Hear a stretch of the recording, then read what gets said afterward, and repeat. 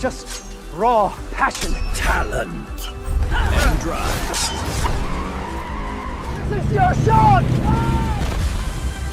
It's your time. This is the Chroma competition.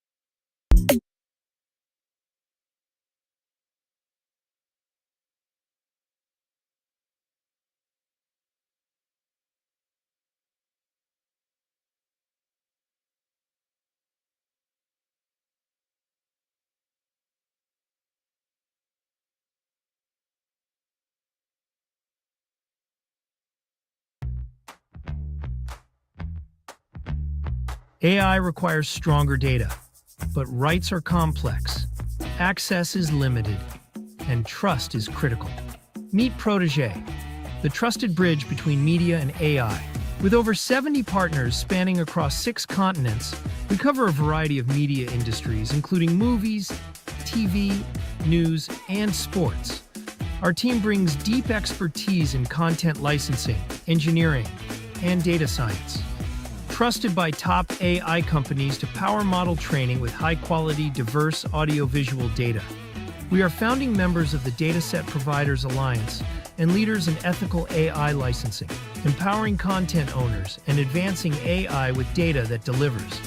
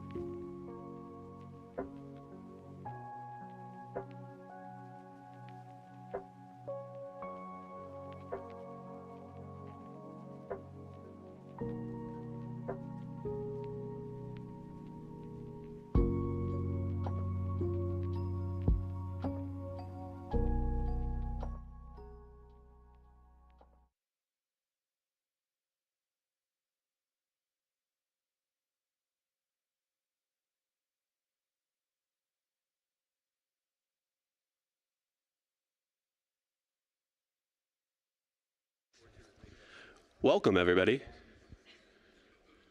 Take a seat if you're coming in. My name is Mike. I'm one of the organizers of AI on the Lot.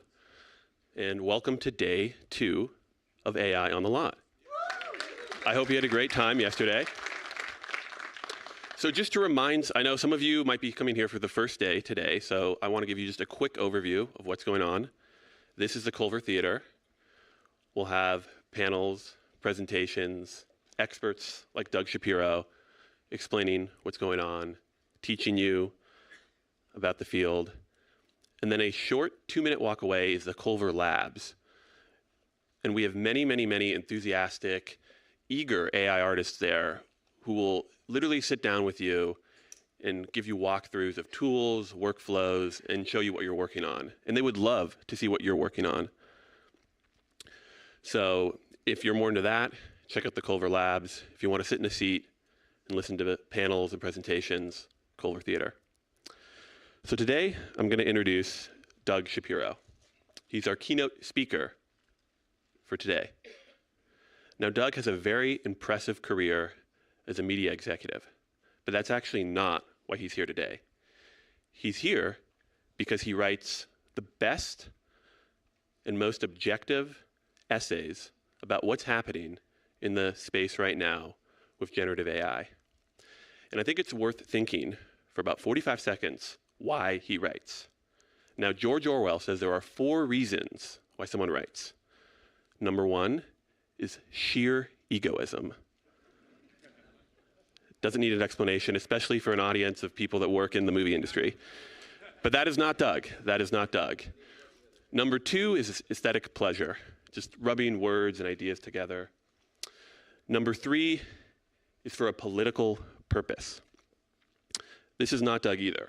And unfortunately, so much of what we see about AI online, on LinkedIn, and videos, all over the place, in newspapers, is created with a political purpose, to persuade you to spend your money some way, to spend your time, to allocate your resources. Most of it has a political purpose. It is trying to persuade you. This, again, is not Doug. The 4th reason is for a historical curiosity, to actually understand what is going on in the world. And this is why Doug writes. And I'll say it again. He is the best writer in the space about objectively understanding the landscape and what could happen and will happen and how we might think about it. So without further ado, I'd like to pass it off to Doug Shapiro.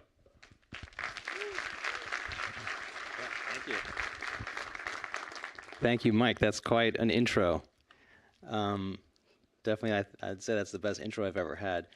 I'm very excited to be here. It's really cool to witness the beginning of a movement. I think we're all going to look back in a few years and fondly and remember when AI on the Lot was held between screenings of The Accountant 2. So I've been in and around media for 30 years in a few roles. I've always had the same core job, which is to recognize the big shifts as they're happening. I don't know if we're going to go to the slides. Yeah, okay. To determine how they fit together, predict what they mean for the future, and then figure out what to do about them. So it's really this kind of pattern recognition, synthesis, forecast, call to action. That's basically what I do. So that's what I'd like to do today, is just take a step back and try to put the current moment in perspective.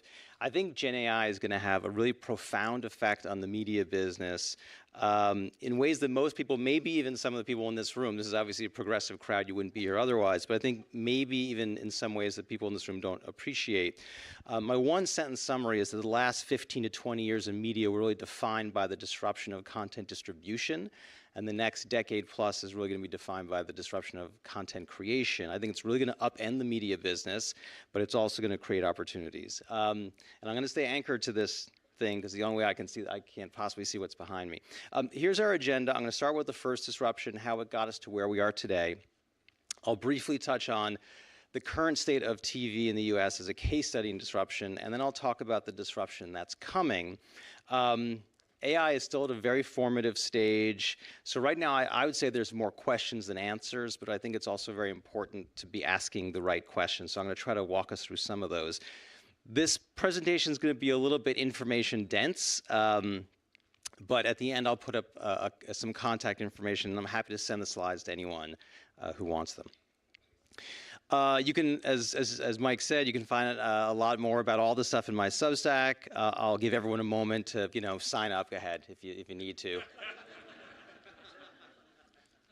It's kind of half a joke. I'm also in the process of writing a book about this, trying to draw the parallel between the disruption of distribution and this pending disruption of creation, due to be published next year. Okay, so let's start with this last disruption, the last great disruption. To understand what's happening in media today, I think it's really necessary to start with two foundational technological shifts that happened in the kind of 1980s to the 2000s, and that is digitization and the internet, right? Before that, media distribution was siloed. You read news in a newspaper, you watched TV on a TV, you listened to the radio on a radio, or listened to music on a cassette or whatever. And then what that meant was that each form of media had a different atomic unit, whether it's a letter or a note or a frame or whatever. Each had a different distribution infrastructure, different form factors, et cetera. And then what happened was digitization made the atomic unit of all media the bit, right? And then the internet unified all those bits on one network with basically just a couple of form factors, right? We all know this stuff. That really changed the underlying architecture of media in a fundamental way, how those bits move around, from siloed to unified, from one way to networked, from local to global, and most important, from very expensive to functionally free. And that leads us directly to the kind of 5, what I call tectonic trends that dominate the media business today. And I call them tectonic because they're mostly unnoticeable day to day, but they're very powerful, they're inevitable, I think irreversible, and this is really like the low background hum of operating in the media business today. It's price deflation, stagnation of the revenue pie, fragmentation of attention, the disintermediation of traditional intermediaries, and concentration of power in a handful of platforms and attention and a handful of hits. So I'm just going to go through each one of these relatively quickly. First trend's deflation. The idea that digital exerts pricing pressure on traditional media is not new. In 2008, Jeff Zucker warned media companies not to trade analog dollars for digital dimes. That was 17 years ago. I think what's surprising is just how persistent it is, that 20 years into this disruption process, it's still the case. So, you can see here that in video, Netflix keeps raising prices, but linear still monetizes 50% higher than Netflix and 3 times as high as YouTube. You see something similar in gaming when you look at console versus PC and mobile. A CD monetizes 10x what Spotify does. So the way to think about this is that the disruption of media distribution has really permanently shifted value to consumers, permanently. The next trend is stagnation. And as you know, ultimately the media business is about monetizing attention and engagement. We have a problem, though, is that there's no more attention to go around.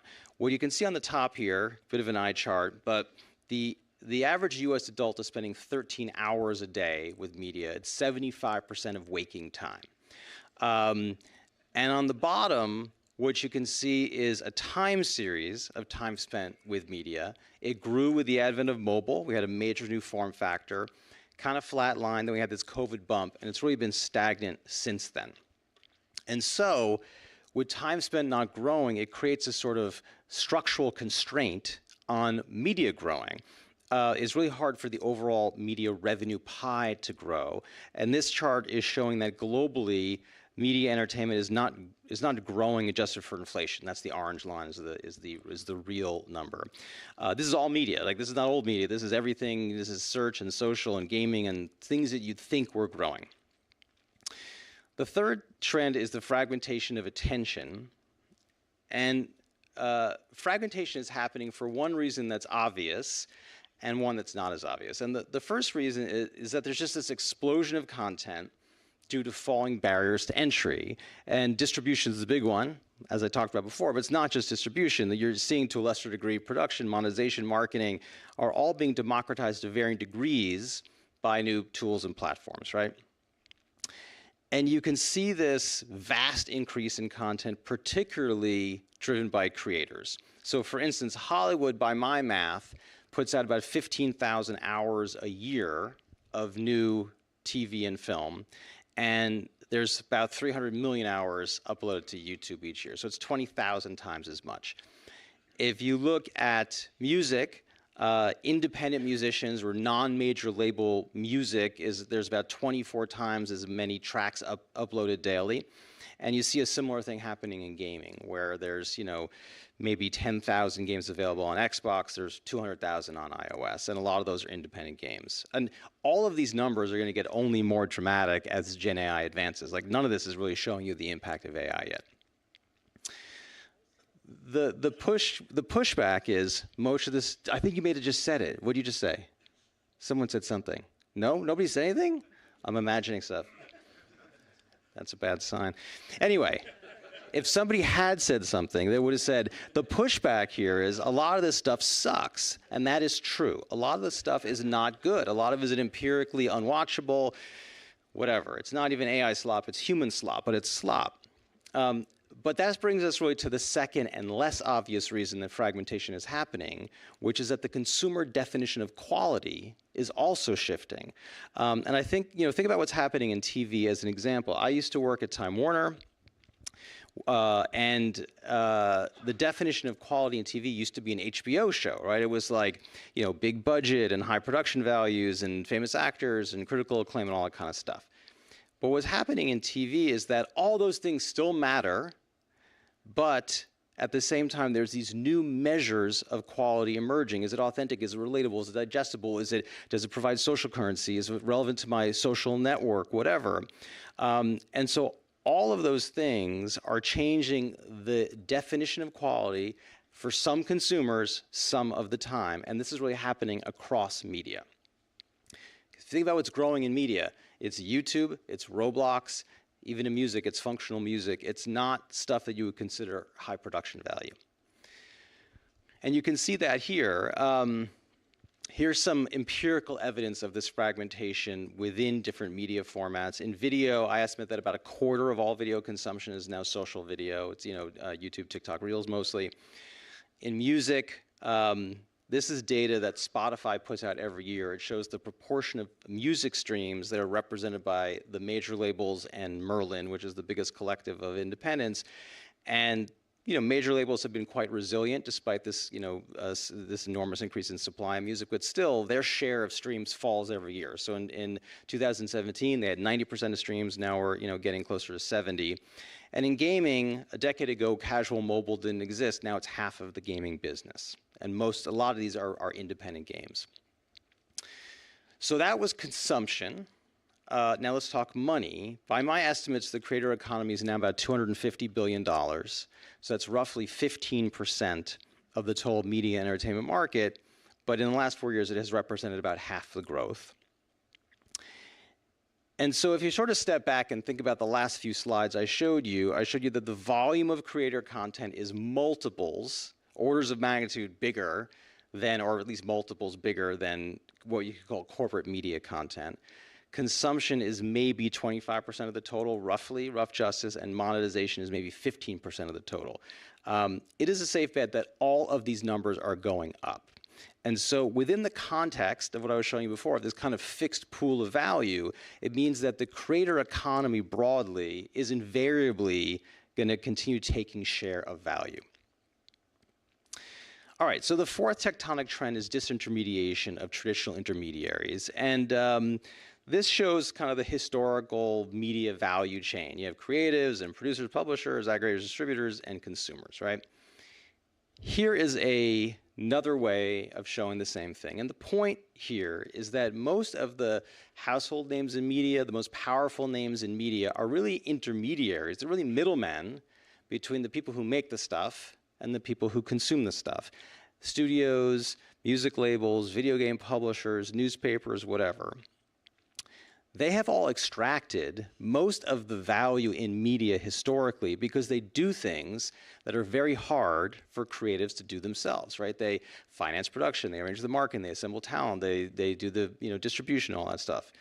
But what's happening now is that technology, if you think about this progression from one slide, look at the blue box in the middle, creators are moving down the stack, right? That technology is making it easier for creators to do all these things themselves. And so what that's doing is it's shifting bargaining power to the creatives over these intermediaries, or it's enabling them to circumvent them altogether, right? That's what a creator is, someone who's basically circumvented the traditional middlemen.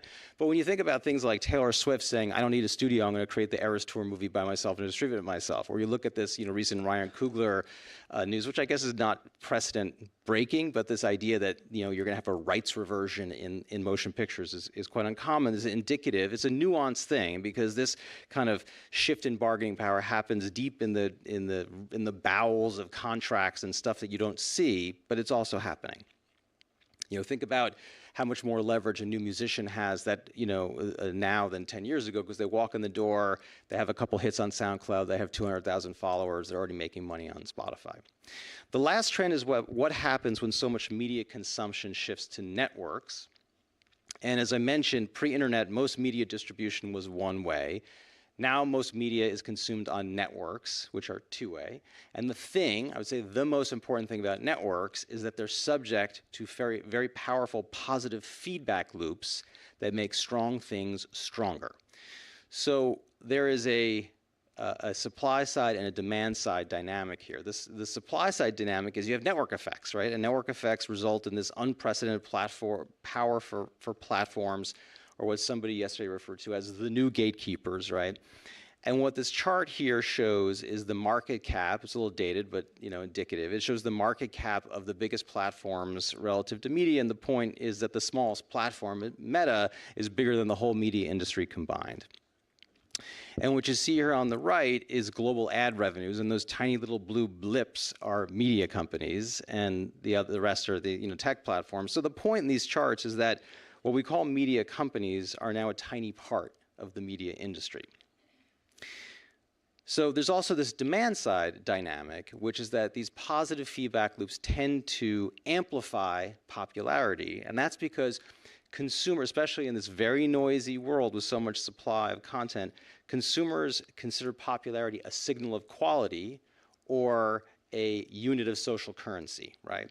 So you see what's popular, you consume what's also popular. So the biggest hits are getting bigger than ever, and you have these big cultural touchdowns. You have Taylor Swift, you have GTA, you have Barbenheimer, whatever. So even though the tail's getting longer because of fragmentation, the head is getting higher because of this positive feedback loop.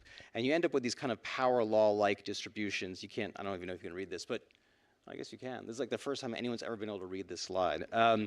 But anyway, this is an analysis I did on box office and on patrons on Patreon and songs on Spotify, titles on Netflix. And so it's subtle, but if you look at a time series, you actually see that these are becoming more extreme over time, is that the head is getting relatively higher and the tail is getting relatively longer.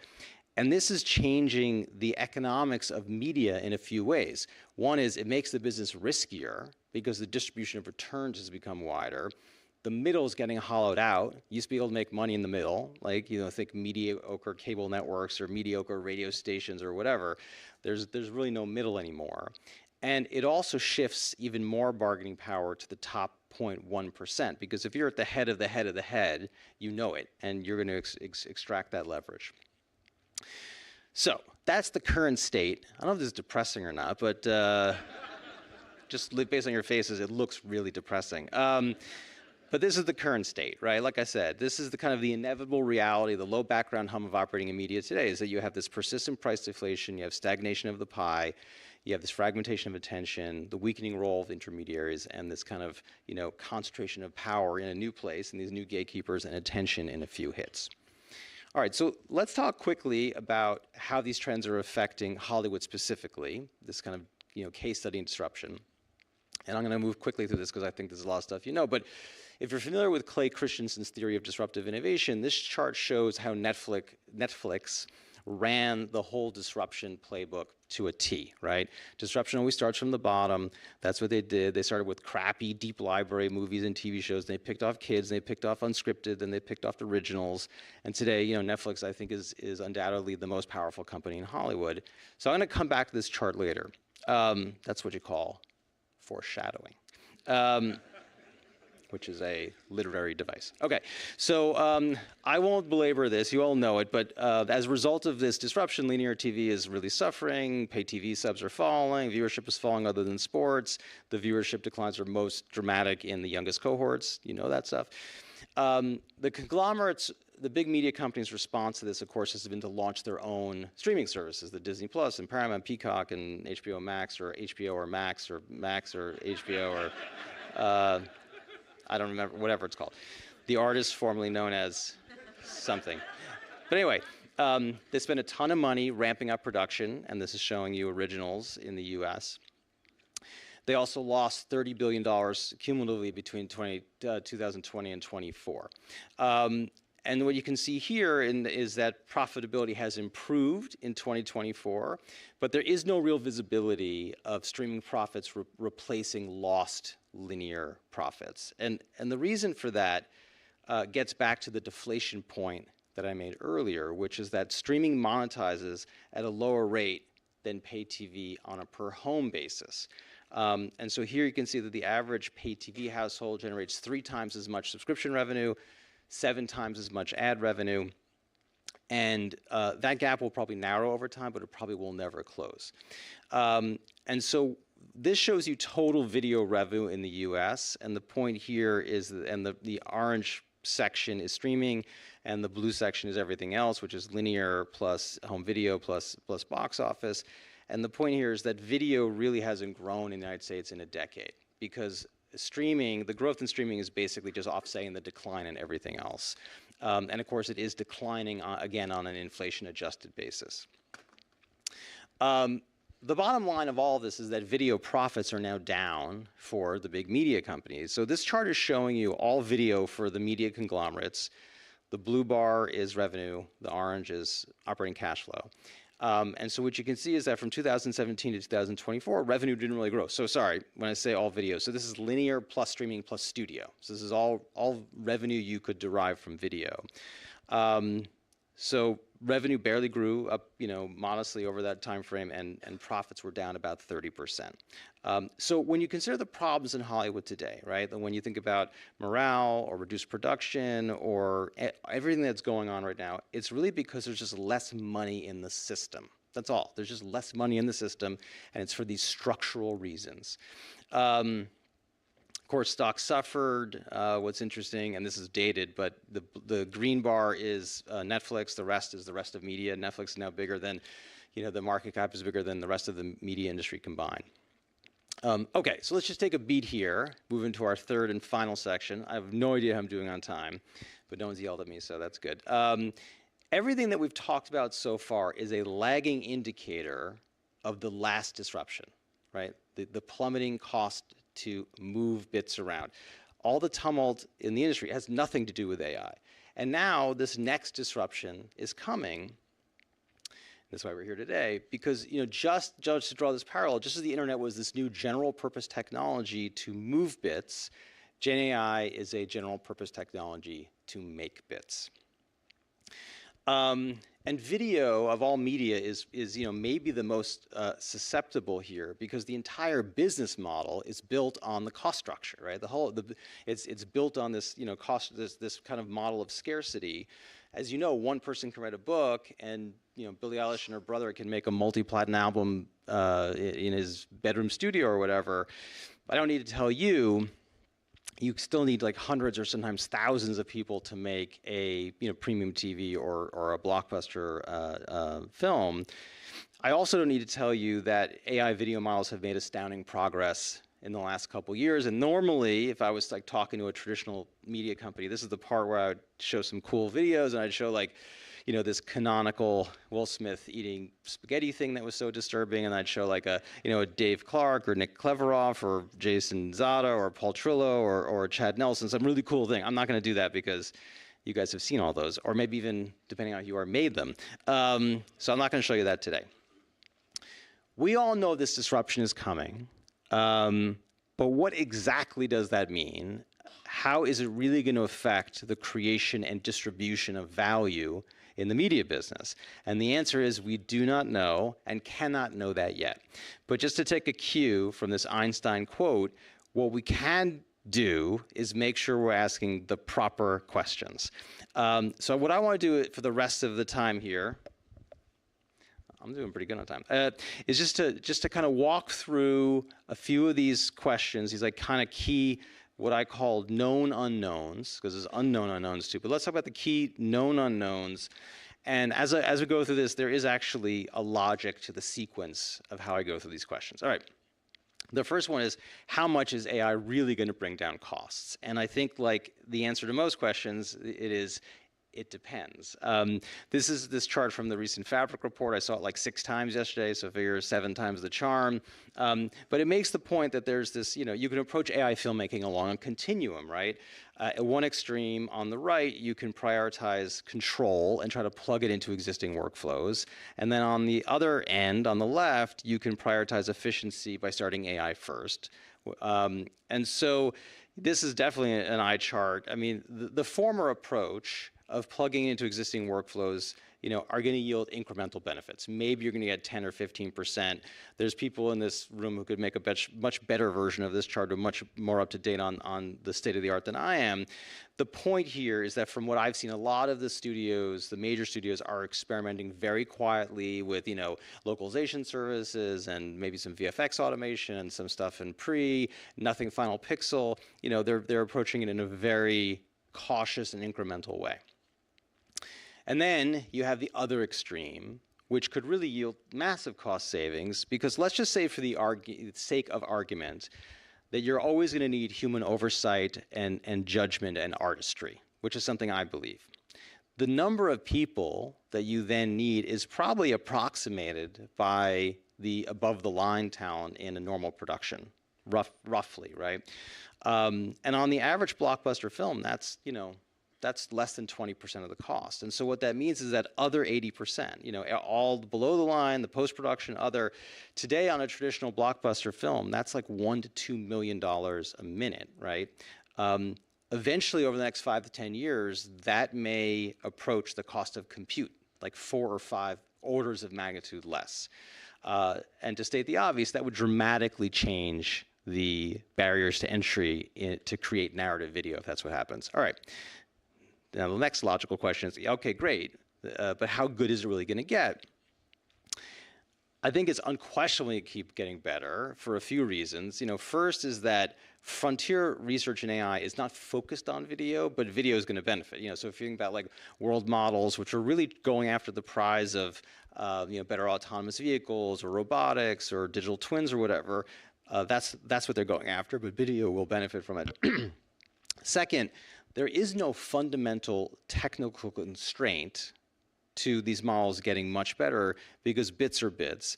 All media, even sometimes we forget that all media is an abstraction of reality, right? Whether it started as analog or started as digital, if it was digitized, if it's represented digitally, it has been abstracted into bits. Those bits are no different than generated bits. So there is no technical wall here that you can't cross. And the third thing, it's also important to keep in mind that humans are prone to constructing patterns from limited information. We want to do this. This is how we function in the world. The implication is that AI video does not actually need to be perfect. It just needs to be conducive. It needs to convey information in a way that's conducive to human perception. But the bad news is, just because it's going to keep getting better doesn't mean you're going to quickly traverse this last 10 or 20%. And I won't go through this in any depth, but obviously, the uncanny valley is an extraordinarily high bar, because we have 150,000 years of evolution of being attuned to the most subtle cues in facial expressions, right?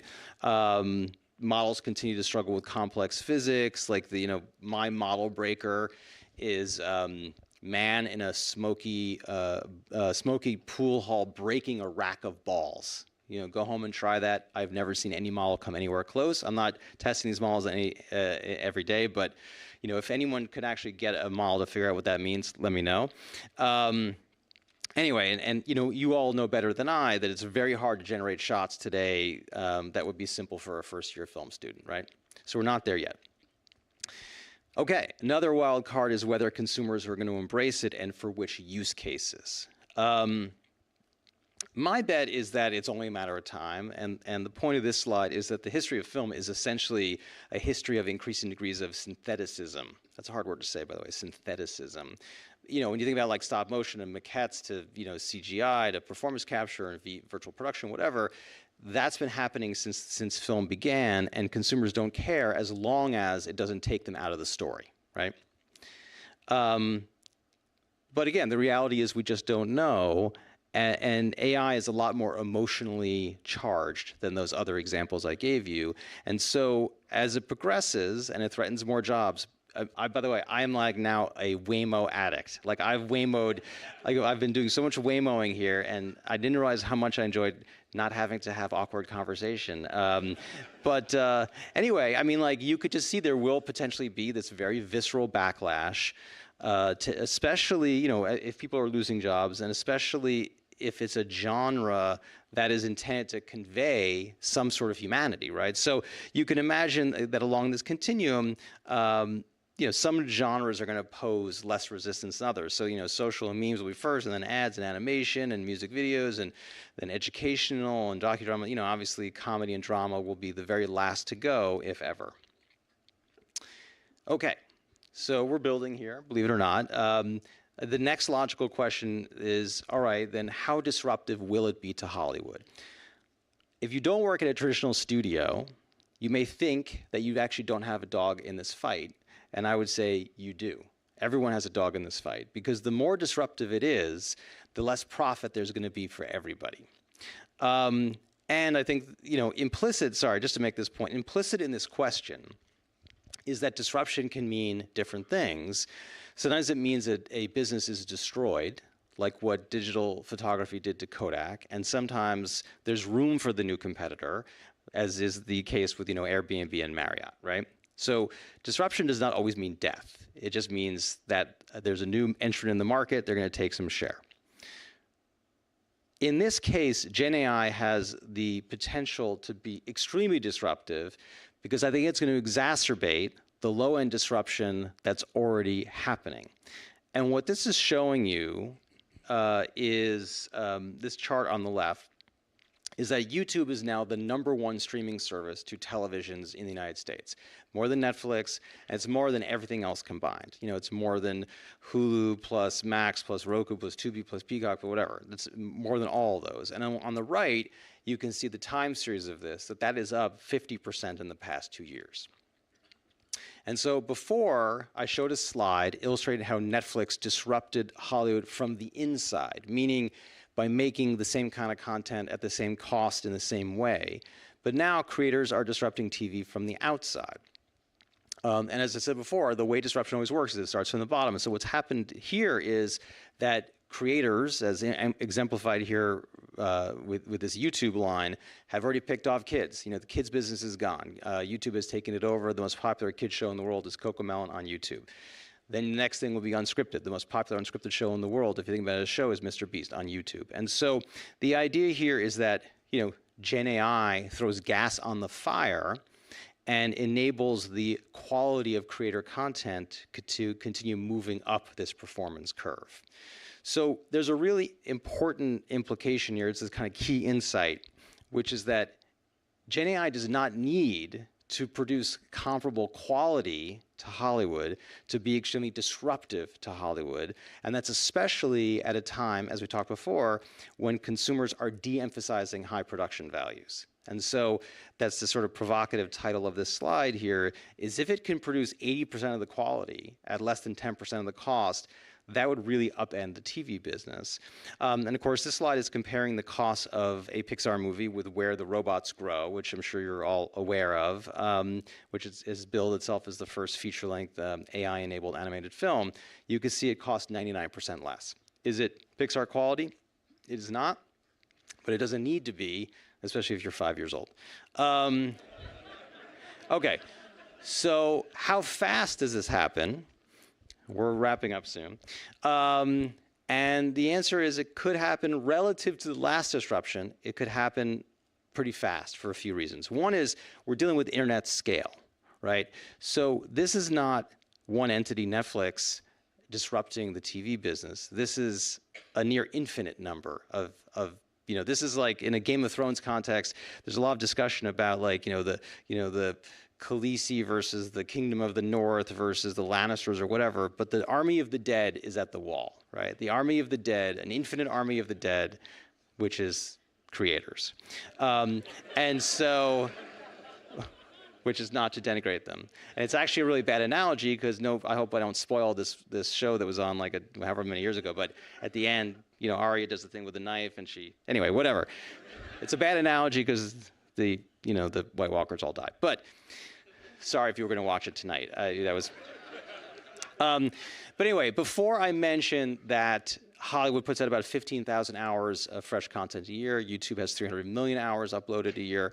What that means is that if 0.01% of that 300 million hours is considered competitive, and that's why I don't use the word comparable, but competitive, that would be double. That's 30,000 hours a year. That's twice Hollywood's annual output.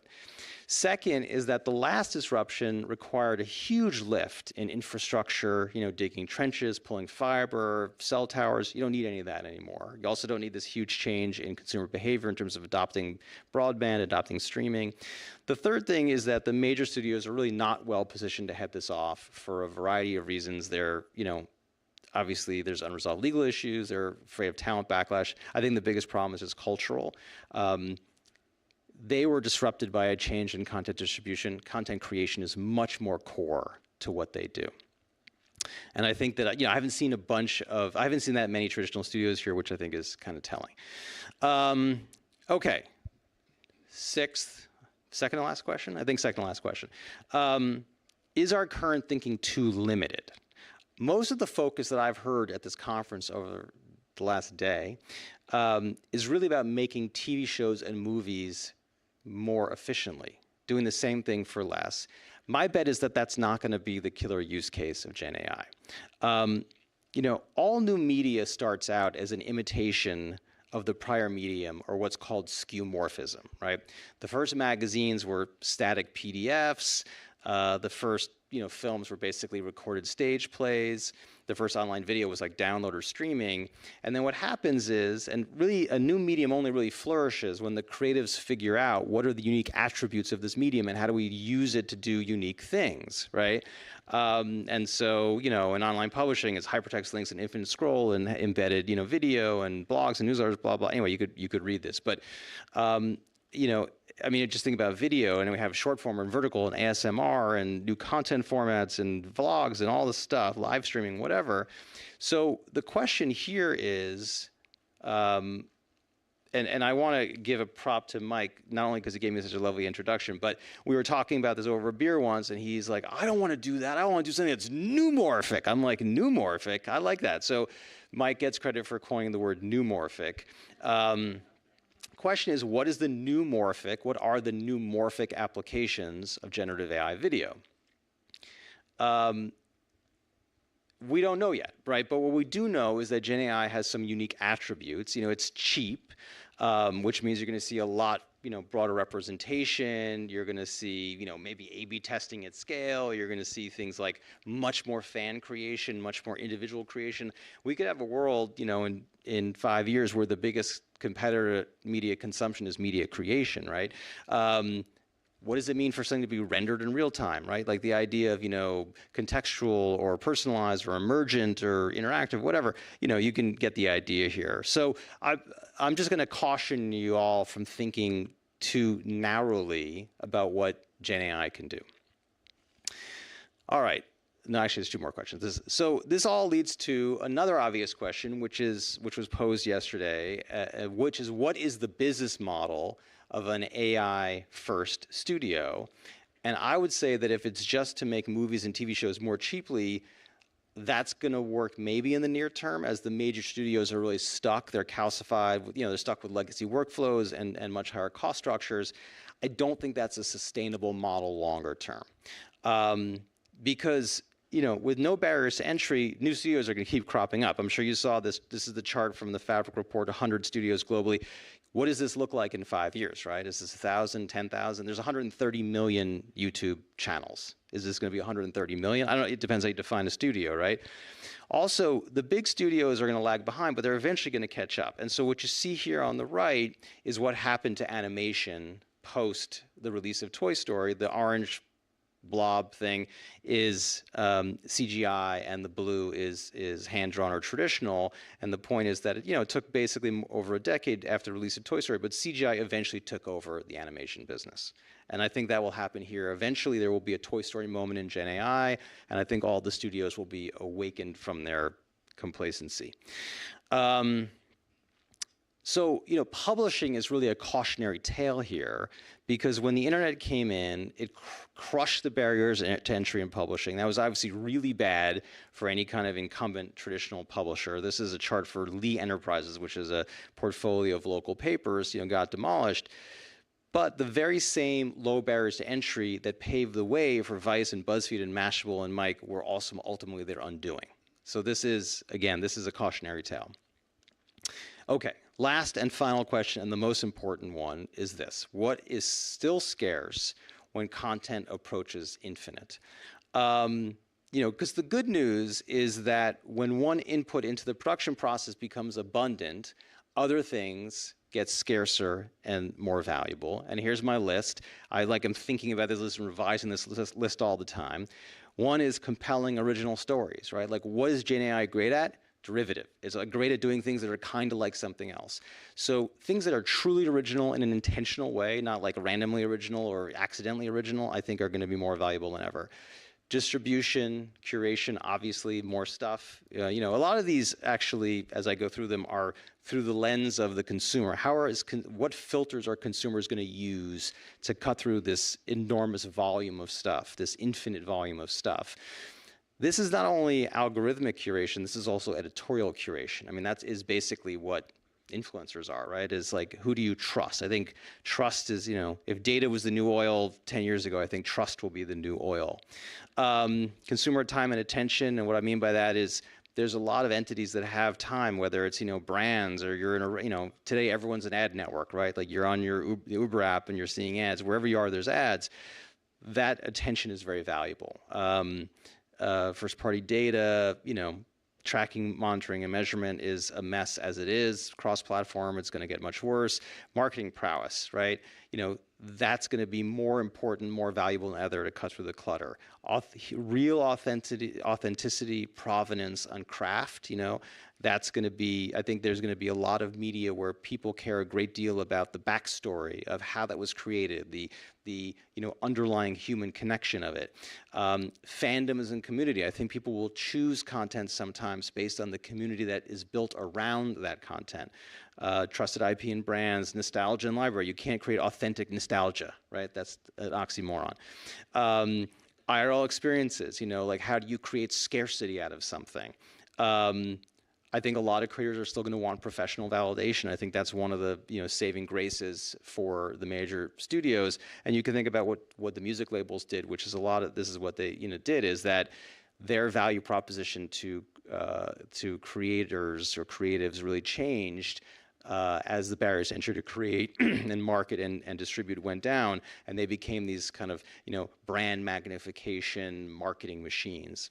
And every new musician who rises from the tail of SoundCloud or whatever, the first thing they do is they cut a major label deal. They want the validation. And lastly, talent relationships are also going to matter. So my closing point here is that I think this is the question, the single most important question that's going to determine how value is created and redistributed in media in the next decade.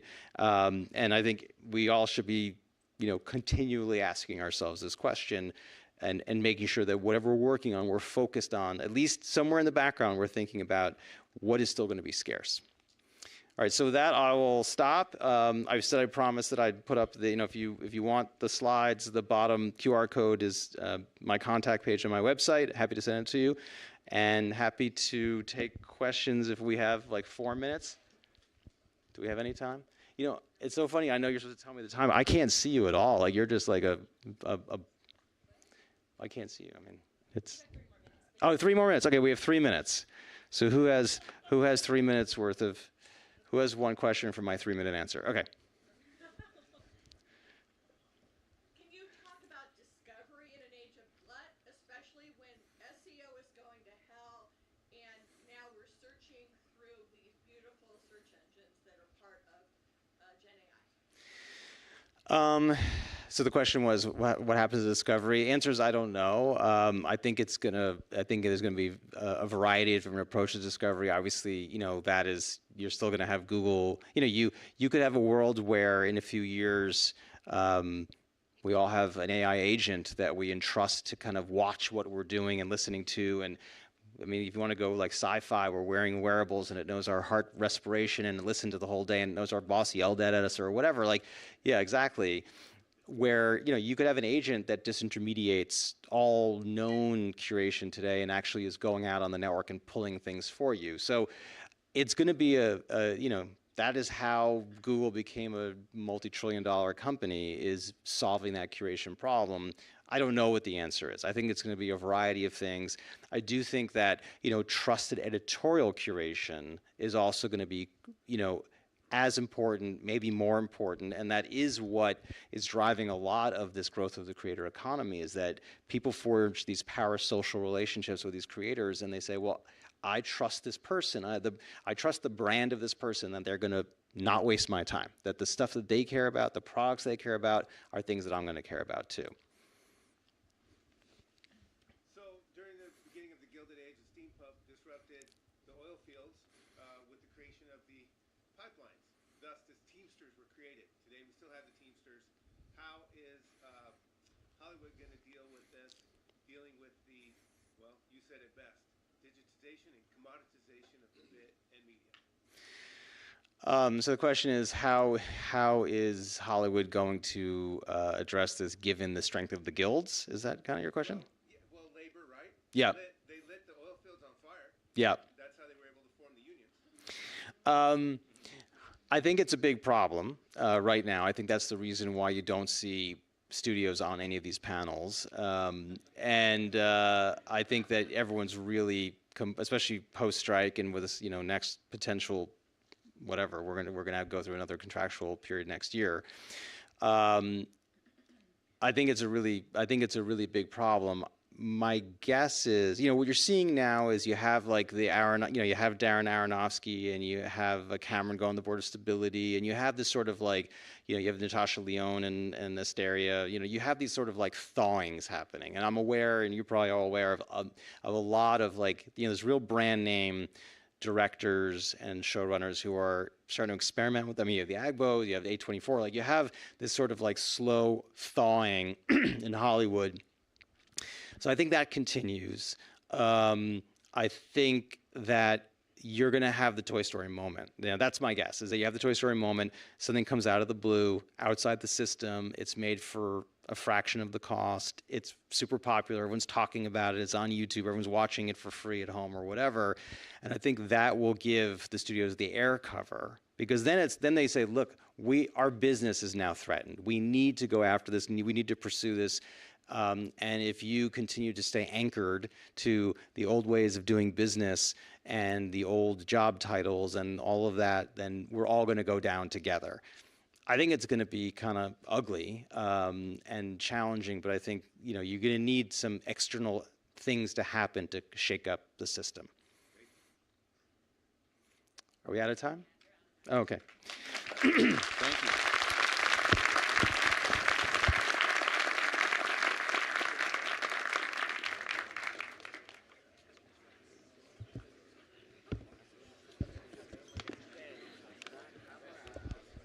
All right. At 11 o'clock, we'll start our next panel. And so you guys can sit here or hang out in the lobby. But basically 8-10 minutes, we'll start our next panel here on memes to cinema. Sure.